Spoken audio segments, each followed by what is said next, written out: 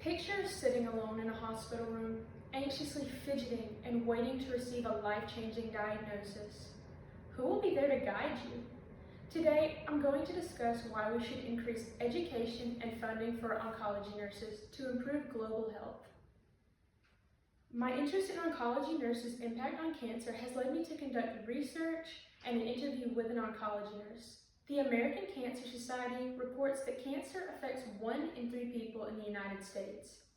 In this speech, I would like to discuss the demand for oncology nurses, solutions to supplement the workforce, and how you can improve results. To begin, we will cover the need for oncology nurses. Cancer is on the uptake in our local and global communities. The Oncology Nursing Society reports that cancer globally is expected to exceed 27 million new cancer cases per year by 2040. The problem is the current global shortage of oncology nurses. In 2009, the NCBI predicted only a 14% growth in oncology nurses. The rate at which cancer is growing is rapidly exceeding the number of oncology nurses. The shortage is the result of retirement and a lack of specialized education in medical schools. The retirement of a large portion of the workforce has increased workload and stress. The article "Staffing, Not Lack of Resiliency is Why Nurses Are Leaving Healthcare" recorded an oncology nurse's testimony about how the lack of workforce has forced them to work more and longer shifts.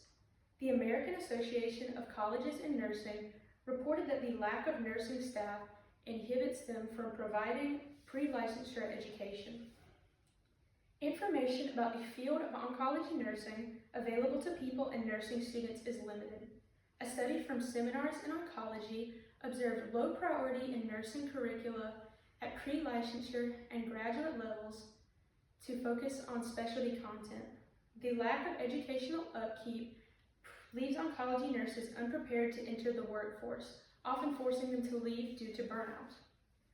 Understanding the need for oncology nurses allows us to develop solutions to target these deficits. Mitigating the shortages involves ensuring government funding. This funding will go towards scholarships and grants such as the ACS Scholarship and the United States National Cancer Institution grants. These funds are necessary to produce new oncology nurses and further research.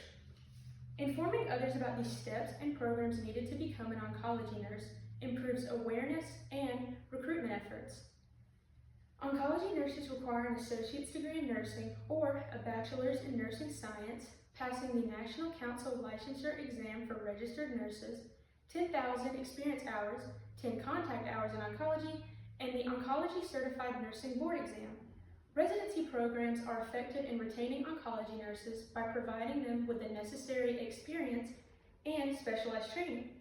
For example, the Seattle Nursing Alliance's residency program reported a 98% retention rate within the first year. Now, let's think about what will happen without this increased funding and information. The number of oncology nurses will continue to diminish without government funding.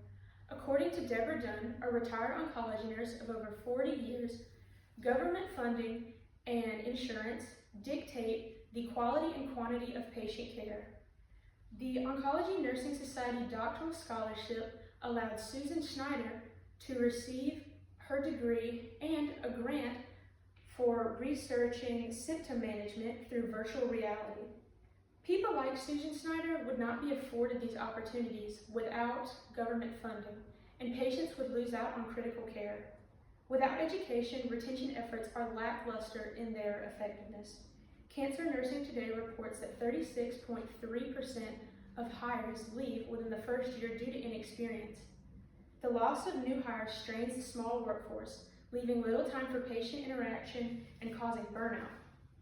Now that we see how funding and education improve the workforce, let's look at how you can get involved. Joining the field of oncology is a very emotionally taxing and rewarding career, but you may feel compelled to help in other ways.